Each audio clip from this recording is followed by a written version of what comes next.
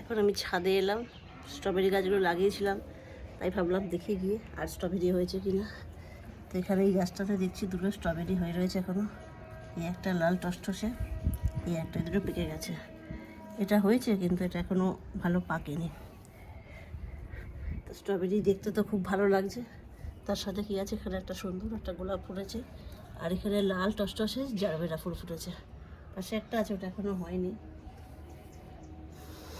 তো এখন এই স্ট্রবেরিগুলোকে তুলে নিয়ে যাব।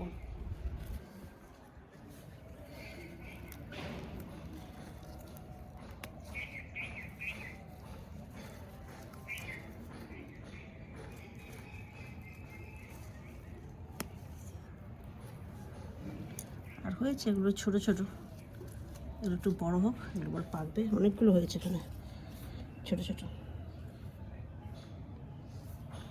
তো এখন এই দুটো পারলাম আমি, বড় বড় লাল স্ট্রবেরি, কোনো কেমিক্যাল নেই, কেমিক্যাল ছাড়া স্ট্রবেরি, লাল লাল পুরো তো।